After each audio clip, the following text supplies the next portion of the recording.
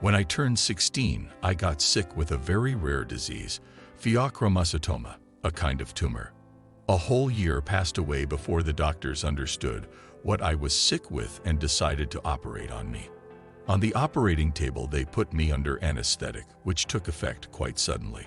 In this moment, I was hanging above the operating room, exactly under the big lamps.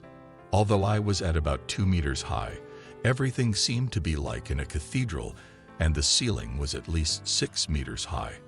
Soon the main surgeon peeped in the room and said in surprise, "Ah, the girl is already asleep." I was watching the liveliness in the operating room. Various doctors, trainees, and students were coming to watch because the operation was extremely rare. In my home country, 1 or 2 persons get sick with this disease yearly and 9 from 10 people die without diagnosis. So it turned out that I had big luck. While I was hanging over my body in expectation of the beginning of the operation, I perceived the world quite differently. I felt big relief, pacification, and inner peace. I watched the sleeping body below, and I knew that it's me, yet actually it's not me. As though my body was a machine, borrowed for a while, with which I'm to do some matters. I was understanding that my personality consists of several parts, one of which I left in this moment, and which represented sex, age, nationality, outward appearance, but I was continuing to inhabit the others. I was feeling no pity toward the stretched on several machines' body, neither was I feeling attachment to it, as though it was a worn and taken off article of clothing.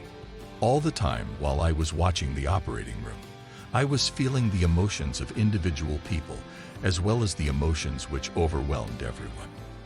Soon the operating team of 3 surgeons gathered together. The main surgeon was an elderly professor at the age of 67 at that time, who had done such an operation in his youth. Among all others, there was no one with experience in my rare disease. The moment before they started, all participants and observers were affected by the great tension and expectation. It mixed with excitement and fear. For several seconds, everybody was silent and doing nothing. After that, the main surgeon made an incision of the skin. The tumor was located in the left adrenal gland, and my body was turned on its right side and tied together. I was watching the gradual cutting of the tissues, more and more deeply, until the moment in which the adrenal gland was not exposed. The tension grew up incredibly. For a while, the professor was observing the gland and was not touching it. Nobody knew what could happen. They were expecting the touch to release a big amount of hormones. In principle, the gland is small, and on it could be seen a little excrescence. It was supposed that this was the tumor, and the initial intention of the doctors was to cut it. Later, it turned out that the whole core of the gland was transformed into tumor, which had torn the wrapper of the gland a little bit and came out on the surface. Finally, the professor decided to cut, and I felt the great tension of the many people in the operating room. In the moment in which the scalpel touched the gland, the fears of all were justified. That very instant continued 1 millisecond, stretched, as though the time slowed suddenly. Simultaneously, many things happened. I felt the wave of panic, which swept away everyone. At the same moment, a high shriek was heard from the device that was measuring the heart rate. I felt the impulse of the beginning of with the speed of lightning movement, energy with which everyone from the operating team rushed to do something. Time stretched so much that it looked as a picture, in which the people, intertwined hands, were handing one another various things and were trying to do something. In this moment, I felt a powerful suction from my back, the place where the lamps were, so powerful that I couldn't resist it, although I tried to. In the same moment in which I was sucked, the time set out at full speed, as though it wanted to make it up, and the chaos and panic below, as well as the screams, were indescribable. But this also continued for less than a second. In the next moment, I was floating at full speed through an absolutely dark tunnel, in which there were some gleams, and way ahead in the tunnel a yellow dot was shining. The dot came quickly near, and the tunnel threw me away, in the same way a man falls from the edge of a water slide in the pool, in some strange place. It was empty, the feeling of above, below, and sideways was relative. There was no floor, but I was not flying. The air was shining in milk yellow, something similar of the densest fog in which you've ever got into, lit up from yellow fog lights, but one could see through it. Instantly in front of me appeared 5 shining in yellow human figures. One of them was the main. I felt it was a woman, but I didn't know any of them. I wanted to look at her face features, but the more I stared, the more I couldn't see anything. When I gave up, I felt the features of her face, in the same way when you try to see something with your peripheral vision. The group was radiating a warm welcome, and we were communicating with thoughts. They took me to a strange place in the middle of the yellow fog. 3 perfect spheres were situated in a way that they were forming equilateral triangle, and in the middle of it there was one more sphere, but bigger than the other 3. I asked what that was, and I didn't receive an answer, but I felt a change. At the beginning I couldn't understand what kind of change it was, but I noticed how the yellow fog was gradually darkening. I felt I was moving. The yellow became dark blue, then black, and I saw the stars. It was so wide. I understood that if I turned I would see the earth. I turned, and I was stunned by the delightful sight. The earth was wonderful and so near. I felt she was alive, as though the planet itself is a being. As I admired for a while, I looked around and I noticed hundreds of small objects which were spinning around it. They were in general 2 types. The first ones were ugly, mean, distorted, assembled from infinite number of parts, and they appeared ridiculous and antediluvian. The second type appeared shining, cast from the finest materials, and were inhabited. Around and in them there were living beings. The beings were at least 3 or 4 types. In close proximity to me there was a device with beings 2.5 to 3 meters high, who were watching me. I asked them, "Who are you?" They replied, "Your friends." I asked them, "What are you doing?" At that moment something happened, and instead, to reply, they pointed to the earth, which was on my left side. I turned towards it, and I saw a blue ray of light, similar to laser, which was traveling through the cosmos. It was strange that it had a beginning and an end, like a train, and not as a ray of light, whose beginning and end cannot be seen. The ray reached the earth, went through it, and continued through the cosmos. The earth began to glow in a wonderful blue halo. I felt that a grand significant event has happened, which is good. I felt a big liveliness on earth, like an awakened beehive. I felt the spiritedness, happiness, pacification, and enthusiasm simultaneously, which were gushing out of the beings on earth. In this moment, I felt how the gravity pulled me back to earth. I managed only to wave the high beings goodbye, and they returned with a smile. The feeling of a smile is more accurate. I flew towards the earth, and it was a little bit strange and quite exciting. And in a moment, while I was traveling at very high speed, I found myself in the yellow fog without falling and landing. Generally, the space in that place was quite relative, and the feeling of time was obscure. The group was staying aside, and I was watching how 2 boys at the age of 7 and 14 were welcoming me. The boys took me to another strange place, a natural picture, which was like a model in the yellow fog, but when you enter the model, everything is quite true and real. I found myself in the middle of a hilly area by the side of a moderately big lake. It was early autumn. We sat down on the shore of the lake and were watching nature. The leaves of the trees became yellow, then fell off. It rained, turned foggy. This continued for a long time. The rain stopped and it snowed. The lake froze. It snowed for a very long time. Then the snowfall stopped, and for years and years everything was frozen. It was an extremely long winter.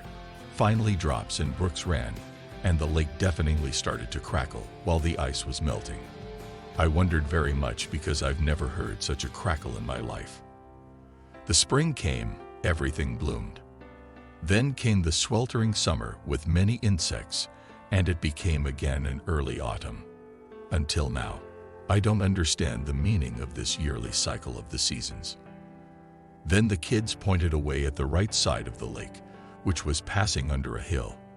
And on the way a very tall person was walking, a real giant, slightly stooping, and about 1.8 meters high. Probably it sounds funny, but this is how I perceived him. The man was between 40 to 45 years old and was leading a horse with a cart. He was returning from a 2 or 3 day journey to a neighboring city where he went to sell something. He was walking thoughtfully and despondently, and he was watching his legs. It grew dark. Suddenly, as though I was this man, I was watching the world through his eyes. He had a small woman and 8 kids, and the last kid was newborn. He was a poor peasant who hardly supported his family, but among all peasants he was considered to be in the middle class. His native language was German, but he also spoke French well. He was living outside of the city and cultivated the earth. I understood all of this when I started watching through his eyes. He went round the hill, and in front of him a vast plain revealed itself, in the middle of which was an ugly, gray, depressive city. From our point of view, small. The historical time was the Middle Ages. He reached the city and entered. The picture that I saw from his eyes was so startling that it can't be seen even in the most bravely staged and realistic Hollywood movie about the Middle Ages.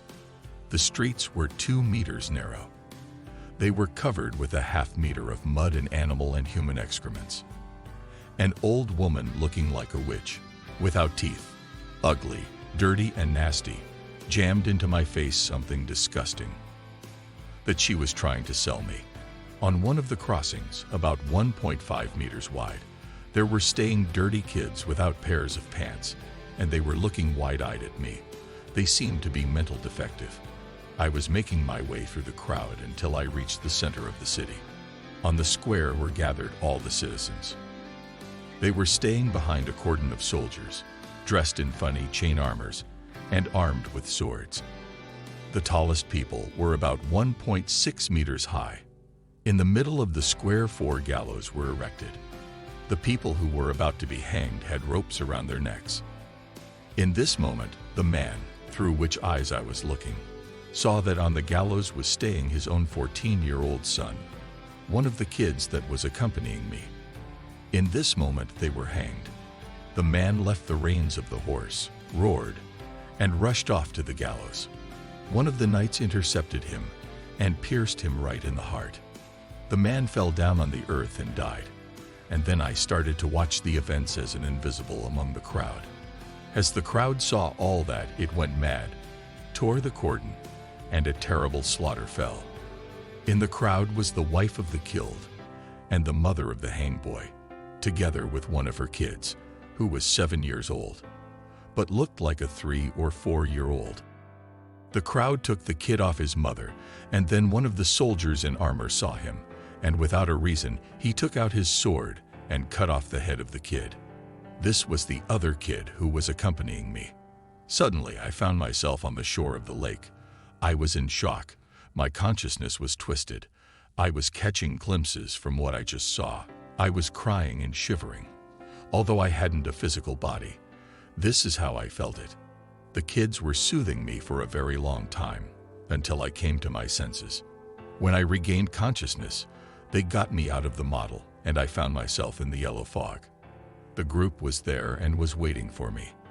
Then suddenly it grew dark, as though somebody turned off the light of the fog. I became very frightened, but I became more frightened when I saw that the people in my group panicked. I panicked also. I started shouting, "What is going on? What is going on?" The others were only looking at me horrified. I felt that in that very moment something bad will happen to me, that my destiny was to be determined. Nobody answered me. Everyone was staying horrified. Then I heard a voice from far away, very far away. "Calm down. Everything will be fine. Everything is all right." I listened to the voice, and I calmed down a little bit. After a while it became bright again, and I saw how the group recovered its breath with a huge relief. Later, when I told this to my parents, my mother started crying and said that during the whole operation, She was speaking inwardly to me the same words. Then the kids took me aside, and we had a serious conversation about the things that were coming in my life, and they warned me that I will forget what we were talking about. It was a long conversation, and when it was over, we said goodbye to each other, and I was on the operating table. I felt how they were sewing me, but I couldn't say anything, not even move or show that I am awake and it hurts. In front of my eyes, the kids were waving from far away in the yellow fog, and were repeating that soon we will meet again. Today, I know that one of the tasks that we were discussing at that time and I had forgotten is now completed. It is a personal one, and that's why I won't tell it. I know also that in that day I had to die, and I shouldn't return to earth again. But beings with high spiritual power redeemed me. But only this, in that day I had to go in a dark and unpleasant place for a long time. You can call it hell, if you like. It didn't matter that I was still a kid.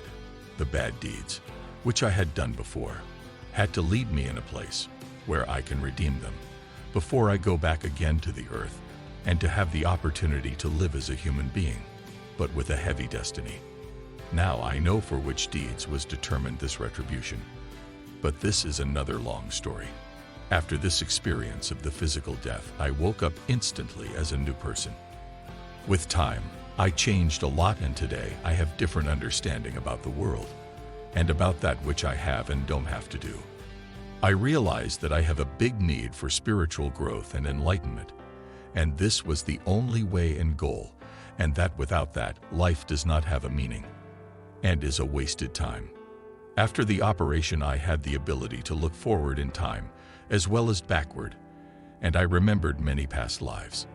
To my regret, I was left very disappointed from my low consciousness in the past. I also realized that the extrasensory perceptions are a normal thing for every human, but they should not be used because they limit the soul to the low levels of the spiritual worlds. To all who have read to here, I want to say, to die is not something special. Much more special and important is to live in beside consciousness of the role and purpose of your life. The last thing that I want to say is that I don't doubt in the existence of God as a wise power, and His essence is entirely love, compassion, and forgiveness.